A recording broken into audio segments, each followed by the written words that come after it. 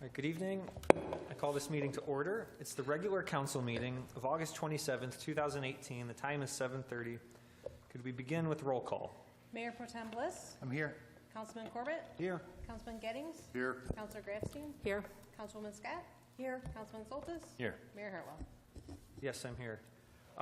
Instead of an invocation tonight, as a gesture of respect and to contemplate the tragic loss of life in Jacksonville, Florida, I ask those that are assembled here today to rise and recognize a moment of silence with me. Would you please?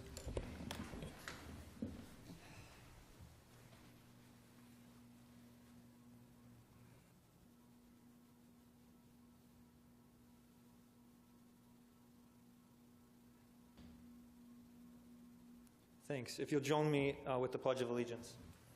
I pledge allegiance to the flag of the United States of America and to the republic for which it stands, one nation, under God, indivisible, with liberty and justice for all.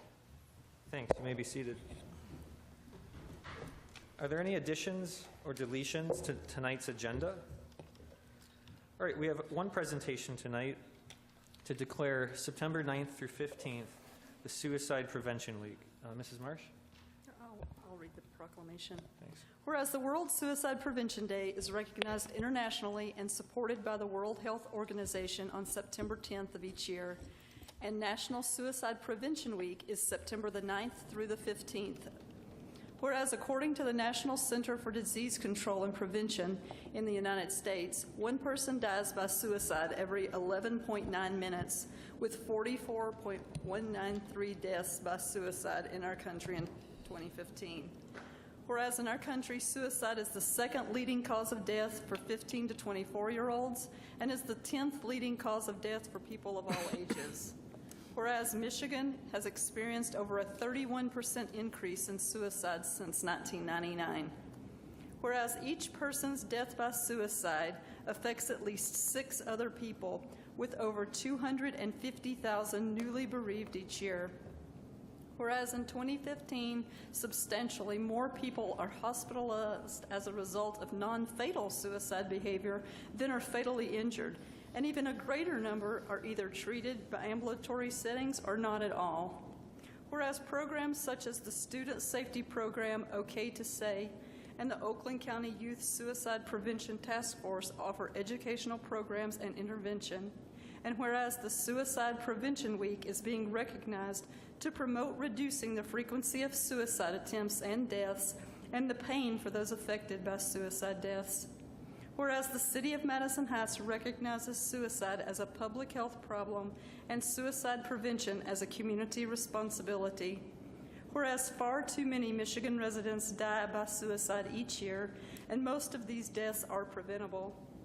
Now, therefore, be it resolved that the Mayor and the City Council proclaim the week of September the 9th through the 15th as Suicide Prevention Week in Madison Heights, and urge all citizens to raise awareness, learn the warning signs, and help prevent suicide by encouraging those at risk to seek help.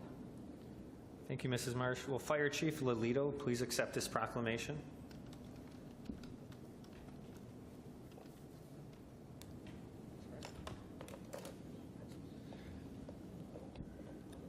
All right, the next portion of the meeting is meeting open to the public. This is the opportunity for anyone to address City Council on any subject. We ask if you do speak to limit your comments to 3 minutes or less, and it would be helpful if you could leave your name, address, and any affiliation. So meeting is open to the public.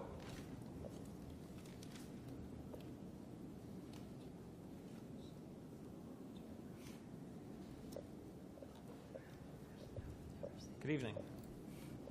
Mayor Hartwell, City Councilmen and women, take this moment today to address you folks to make our presence aware. My name is Matthew Rack. I am the commanding officer of our local chapter of the United States Navy Sea Cadet Corps. We are a CB unit that offers skilled trades training to our youth to establish a well-rounded education outside of school, to get them ready, prepared for what is ahead in life. not only to be able to lead themselves, to think for themselves, but to make the decision-making of an adult that would be able to be part of today's society and to grow today's society. We offer training to youth between the ages of 10 to 17. We sample our training based upon military regulations. We are currently training out of the Troy Birmingham American Legion Post 14.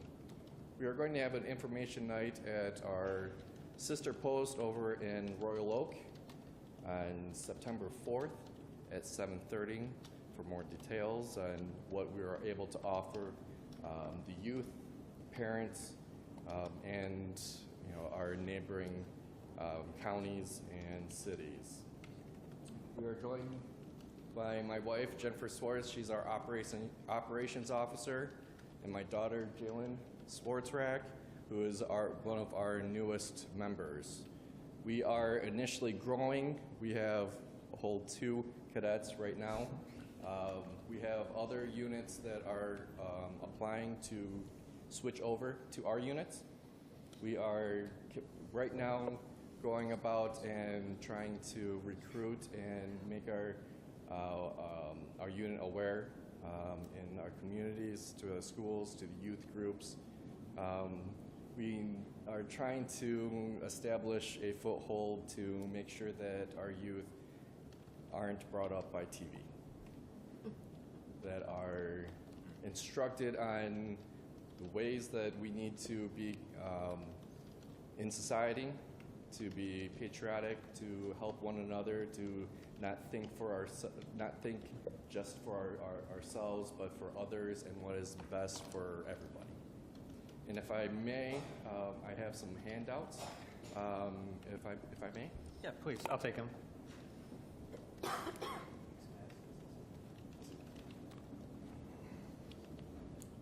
So I encourage everybody to come out to our informational meeting. This is just a little snippet of our introduction. But at the meeting, you'll find out more in depth of what type of training, how we train the kids, and what we have in the future. On the flyers that I handed out to you, you'll see our Facebook page. We updated it as much as possible for drill dates, information, meetings, and outreaches for the community. You can call on us for volunteer opportunities, not just for veterans, but for like the fire, the painting of the fire. The fire hydrant painting. Yes. Things of that nature. We were part of that last year with the Girl Scouts. So we look forward to being able to help continue to support not just Madison Heights, but Oakland County as a whole. Thank you. Thank you. Thank you. Would anyone else like to address City Council? The meeting is still open to the public. All right, no one else is asked to be recognized, so we can move on to reports. We have a report from the Community Development Director, and it's the redevelopment liquor license application from Woodpile Barbecue at 630 East 11 Mile Road. Mrs. Marsh, do you have a report? Yes. Staff and I recommend the approval of the redevelopment liquor license from Woodpile Barbecue. Woodpile Barbecue is a new business that recently purchased the former VFW Hall located at 630 East 11 Mile in the Downtown Development District. Through the provisions of Public Act 501, the Michigan Liquor Control Commission may issue new public non-premises liquor license to local governments within a redevelopment area such as the DDA. As such, the DDA board at the August 14th board meeting unanimously approved Woodpile's application request for a redevelopment liquor license and recommends City Council's approval of the same. To be considered for a license, City Council is required to pass a resolution approving the applicant. Staff has prepared a resolution for City Council's consideration that has been reviewed by the city's legal counsel, and the required background check has been conducted by the Madison Heights Police Department. If approved, the applicant will still need to submit all the necessary documents to the Michigan Liquor Control Commission for final approval. Thank you. What's the wish of City Council? Your Honor, Yes, sir. I move that we adopt the resolution for development liquor license, or redevelopment liquor license for Woodpile Barbecue. Thank you. Is there a second? Mr. Mayor, Ms. Grafstein? support. Thank you. A motion was made by Mayor Pro Tem Bliss, seconded by Councilor Grafstein, to approve the redevelopment liquor license for Woodpile Barbecue at 630 East 11 Mile Road. Is there any discussion? No discussion? Let's vote. All in favor signify by saying aye. Aye. Opposed, say no. The motion carries. The next report is item D2. It's from the police chief. It's the 2018 High-Intensity Drug Trafficking Area SubRecipient Agreement between Oakland County and the City of Madison Heights. Thanks for coming, folks. Good night. The City of Madison Heights currently has a police officer assigned to the Oakland County Narcotics Enforcement Team. Oakland County has received a federal grant with which to reimburse this net officer overtime to eligible activities. The county will reimburse the city up to $4,200 annually for qualifying net-related overtime, as described in the grant agreement. Oakland County requires the approval of the grant agreement through an adoption of the proposed resolution, which approves the agreement and authorizes the acting city manager and city clerk to sign on behalf of the city. The agreement has been reviewed by legal counsel. Staff and I recommend that council adopt the resolution approving the high-intensity drug trafficking area subrecipient agreement between Oakland County and the city.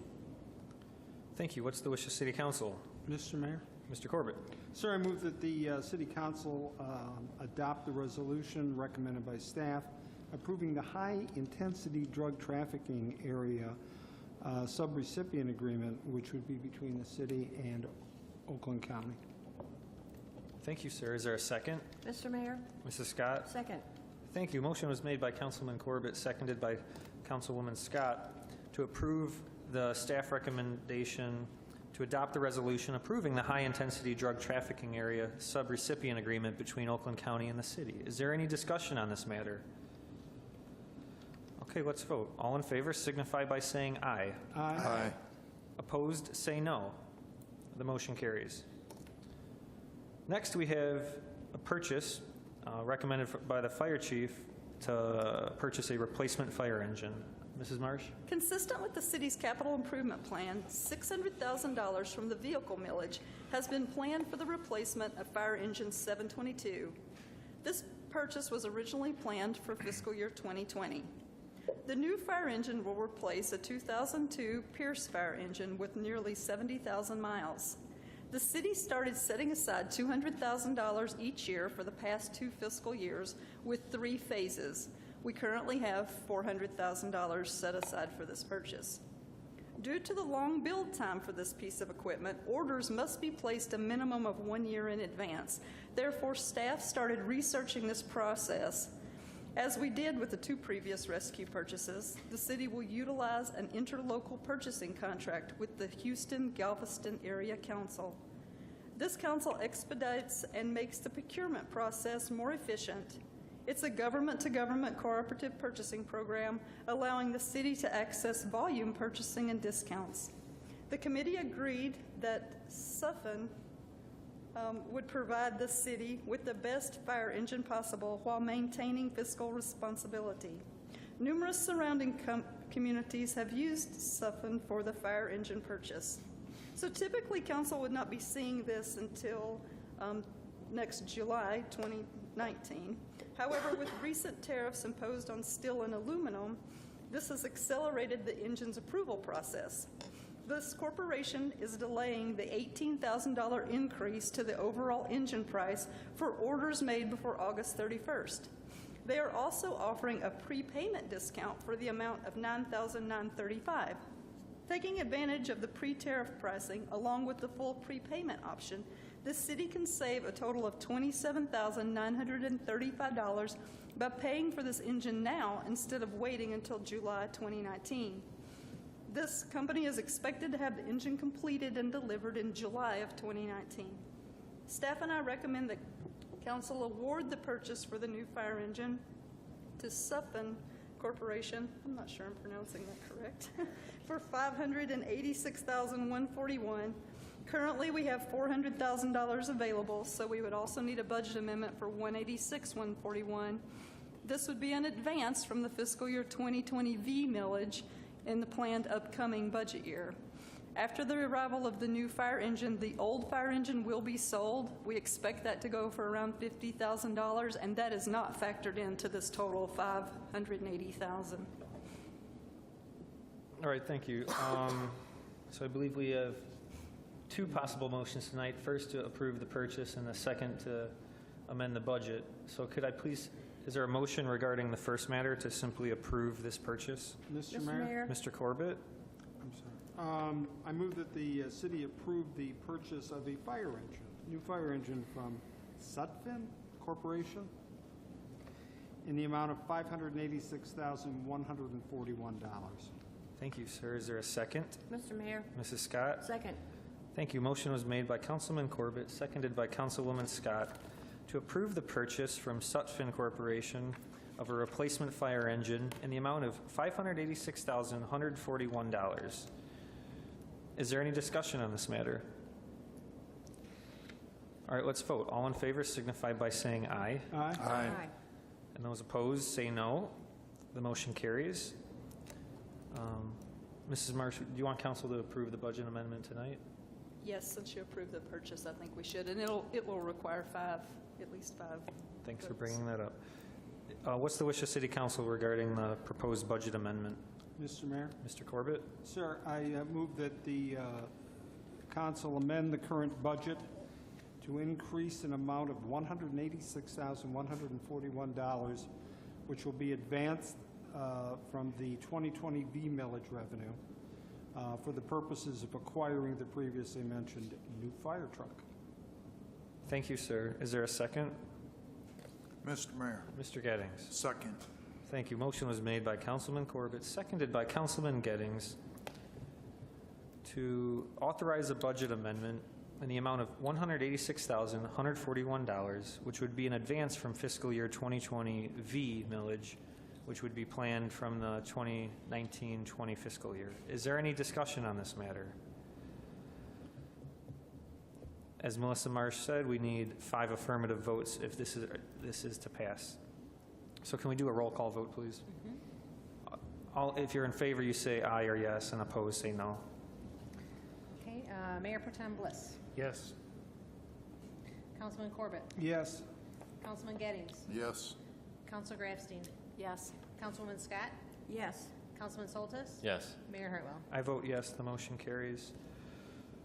The next item on the agenda is ordinance number 2126, first reading of the hotel ordinance. Mrs. Marsh? Presented for council's consideration is new Article 15, added to Chapter 7 of the Code of Ordinances. This new ordinance will allow for the license and regulation of hotels in the city to protect public health, safety, and welfare. More specifically, and in summary, the city may deny any application for a new business license, a renewal of a license, or revoke a license of a hotel if any of the following are shown to have occurred at the hotel property. The hotel has outstanding violations from the Health Department of Oakland County and/or the Building Department or Fire Department of the City of Madison Heights that have not been corrected. The hotel fails to meet accessibility requirements required by the Americans with Disability Act. The applicant or any owner, operator, manager, desk clerk, or any other person in charge of the hotel hinders or prevents any inspection of the hotel authorized by this or any other applicable code or law. Such other relevant facts as of the chief of police or his designee may discover or deem advisable or necessary in the course of a review of the application, renewal, or revocation of a license, such as criminal activity affecting public health, safety, and welfare, drug-related arrest, human trafficking-related arrest, prostitution, or child endangerment. Any other conditions, problems, issues, concerns, or facts that would be relevant to the protection of health, safety, or welfare of the public. Staff and I respectfully recommend the council adopt this ordinance to enable the license and regulations of hotels in Madison Heights. And if approved at the second reading, there will also be a fee schedule update. Thank you. What's the wish of City Council? Mr. Mayor, Yes, sir. I move that the council adopt on first reading Ordinance 2126, which is an adjustment to our hotel ordinances. Thank you. Is there a second? Mr. Mayor. Mrs. Scott? Second. Thank you. Motion was made by Councilman Corbett, seconded by Councilwoman Scott, to adopt on first reading ordinance number 2126 regarding hotels. Is there any discussion from City Council? Mr. Mayor? Yes, sir. I'm not sure who to direct this question to. I guess I'll start with the city attorney, if I might. Assuming it's adopted in sequence and becomes effective approximately a month or so from now, how is the owners of the hotels, either the corporate owner or the local franchisee, how are they made aware of it? Is there any effort in the, or I can start with Mrs. Marsh if you'd rather. You can start with me. Okay, I'll start with Mrs. Marsh, Your Honor. We've already discussed this internally. The business license process begins the first part of November, and we thought that it made the most sense to put actually a copy of this ordinance with a brief letter in with that business license application, so all of the hotels know right up front that this is now going to be a requirement for getting that license. Do they all come up at once? Or They do? Yes. We do them all, and we mail out all of the business license in November, and then they haven't, I think, until January to... Okay, that's right. It goes with the renew. calendar year. Okay. Yeah, that way we know that everybody's getting them. Okay. That's what I've got for the moment, sir. Thank you. Is there any other discussion? Your Honor, Yes. just a quick question. In F here, little f, it talks about the appeal or denial of the revocation of license. And so this says that they shall be entitled to a notice or hearing before a hearing officer for the appeal. Is there additional levels of appeal? Like, are they appealing to us? I mean, is there a separate board? Is there, at that point, a court case that would develop? I mean, if we were to deny a license, what are the steps that kind of come into play? Mr. Mayor, Yes, Mr. Sherman. the first step would be for the matter to be referred to the hearing officer that has been assigned by City Council to all of our business license revocation hearings. So there's an administrative process where the hotel or the affected business would be given due process, have an opportunity to present evidence to our hearing officer. The hearing officer is a magistrate, a part-time magistrate who handles these hearings. The next step in the event that someone would want to take it to the next level would be circuit court if they were dissatisfied with the determination of the hearing officer. And I should add to this that process has been in place for many years. It's nothing different than any other business license. What the council is doing with regard to this specific hotel license is we are utilizing just one of several tools that staff has been directed to look at, to implement by council as an overall effort to try to reduce crimes at local hotels.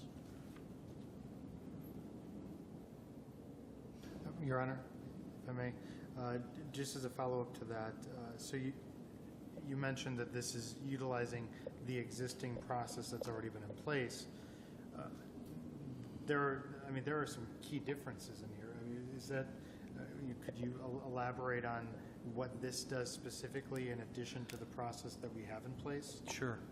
When I say the specific process we have in place, I'm referring to the procedure that is used regarding a business license revocation. But what this ordinance is basically an amalgamation of state law, other ordinances in other cities in the state of in Michigan, other ordinances from other states to try to beef up regulation of what's going on at our hotels For example, there are registration requirements for patrons of the hotels. The make and model of vehicles are required. The ordinance requires picture ID. This in and of itself may dissuade some criminals from renting a room at our local hotels. We're requiring hotels to maintain a registration of a guest list, and even though there's a case that says we're not allowed to have complete access to registration, if we needed a valid court order or a search warrant, we'd be able to have access to those registration lists. Of course, we would hope that our hotels would cooperate with us and consent because they have an interest in keeping their property and business free of criminal activity also. So we're trying to use it as a deterrent. We're stepping up the inspection process also in terms of plumbing, electrical, things of that sort. Also annual inspections of every unit in our local hotels. For the second reading, as Ms. March mentioned, there'll be a fee schedule presented relating to inspections and whatnot. The ordinance prohibits hourly rentals. There are cleaning and maintenance requirements. It gives the city the ability to either deny a business license or revoke a business license when there are excessive calls for service relating to criminal activity at the hotels, either fire calls or police department calls. So this is, you're right, Mr. Bliss, this is very different and more specific to what we're dealing with at our hotels.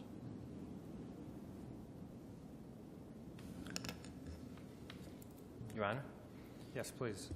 I have a few questions, if I may. Yes. So I'm not a lawyer, but when we talk about noncompliance or there will be arrests if they violate this code, when they talk about arrests, is that in terms of local, state, and federal? I mean, we have our FBI task forces involved as well. Does it matter if we have to specify that? Well, I think the ordinance is drafted sufficient on its face as it is now. Whatever relevant facts the chief, deputy chief, or his designee may discover is all going to be part of the hearing officer process.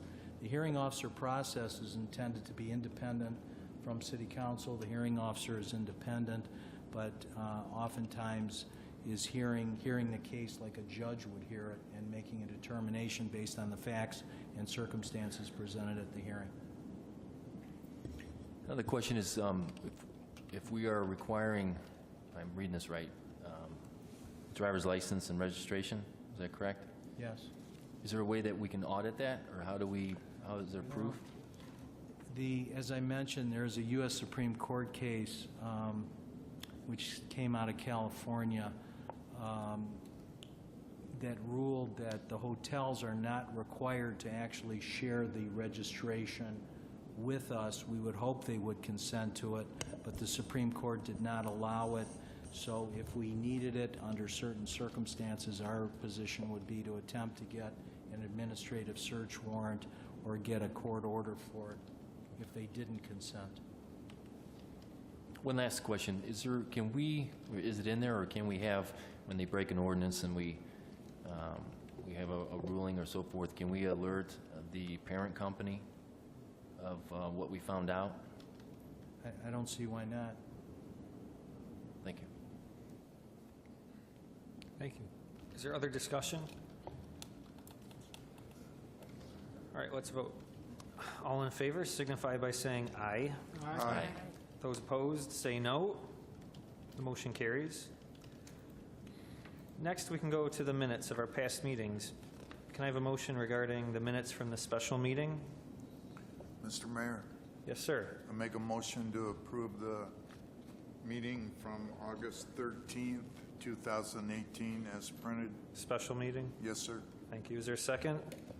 Mr. Mayor, Yes? second. Thank you. Motion was made by Councilman Gettings, seconded by Councilwoman Scott, to adopt as printed the minutes from the special council meeting of 8/13/18. Is there any discussion? All in favor signify by saying aye. Aye. Opposed, say no. The motion carries. Can I please have a motion regarding the minutes from the regular meeting? Mr. Mayor. Yes, please. Sir, I move that we approve as printed the regular meeting minutes from August 13th, 2018 of the City Council. Thank you. Is there a second? Mr. Mayor, Yes, Mrs. Scott. Second. Thank you. Motion was made by Councilman Corbett, seconded by Councilwoman Scott, to adopt as printed the meeting minutes from the regular City Council meeting of 8/13/18. Is there any discussion? All in favor signify by saying aye. aye. Opposed, say no. The motion carries. Are there any appointments to boards or nominations to boards and commissions tonight? Yes, Your Honor. Oh, yes? I move that we reappoint Kim Clark and Amber Platsky to the Arts and Culture Advisory Board with terms that would expire 9/25/2021. Okay, is there a second? Mr. Mayor, Mrs. Scott? second for both of them. Thank you. Mayor Pro Tem Bliss made a motion that's seconded by Councilwoman Scott to appoint Kim Clark and Amber Platsky to 3-year terms on the Arts and Culture Advisory Board, terms to expire September 25, 2021 for both of them. Is there discussion? All right, all in favor of appointing both signify by saying aye. Aye. Those opposed say no. It carries. They're both appointed. Are there other nominations? Mr. Mayor, Yes, sir. on the Crime Commission, can I move down or no? If you want. Okay. I'd like to reappoint Martha Kehoe to a 2-year term for the Board of Appeals, Construction Board of Appeals. Oh, wait a second. Hold, time out. Crime. For the Crime Commission for a Crimes. 3-year term. It's the mayor's. Oh, excuse me. It's the mayor's, Out of order. it's the mayor's appointment. Oh, yeah, thanks for reading ahead. I heard Crime Commission's looking at how they're formed, so let's hold off on those appointments. Or is,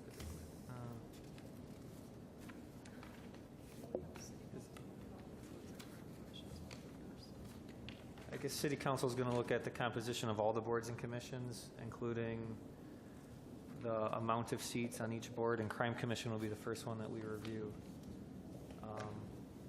Yes, sir. I mean, I don't know.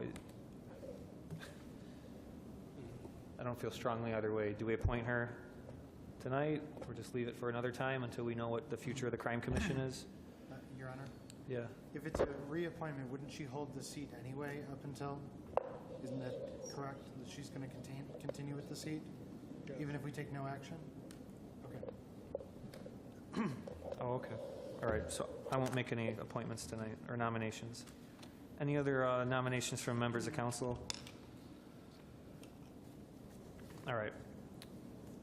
Before we adjourn, I'd invite any closing comments from members of City Council, and let's begin with Councilman Corbett. Nothing other than to wish everyone a safe and happy Labor Day weekend. That's all I have this evening, sir. Thanks. Mayor Pro Tem Bliss? Yes, Your Honor. Just really quick, I'm really excited about Woodpile coming into town. Excited to get that barbecue, have it so close to home, and I think it's a great sign of the redevelopment that is occurring in our city. We're seeing a lot of interest from outside parties and people looking to develop, looking to put up restaurants and new businesses, and it's just really exciting to see. And I'm glad that this council is doing everything that it can to encourage that type of development and boost the amount of businesses and full storefronts in this city. I love the focus, and I look forward to even amplifying that one step further in the next year. Thank you. Councilman Gettings? Nothing, Mr. Mayor. Thank you. Mr. Sherman? Just one comment, Mr. Mayor, and it relates to the moment of silence for the victims in Jacksonville, Florida, from yesterday's shooting. My son happens to be in that business these days of esports, professional video gaming.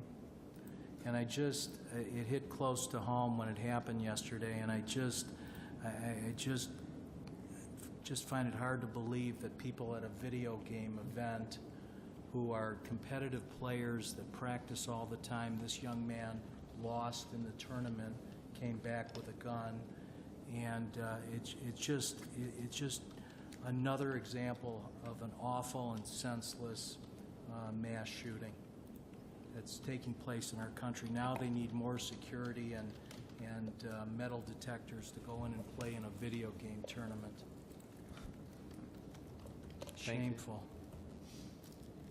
Thank you, Mr. Sherman. Mrs. Marsh? Oh, I'm sorry, anything else, Mr. Sherman? No, that's it, Mr. Mayor. Thank you. Mrs. Marsh? No comment. Thank you. Ms. Prince? No comments this evening, thank you. Thanks. Councilor Grafstein?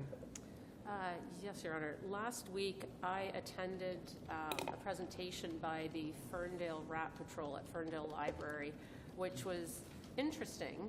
And basically what they're looking to do is to kill the rats, get rid of the rats, which everybody wants to do, but they do it in a relatively humane fashion.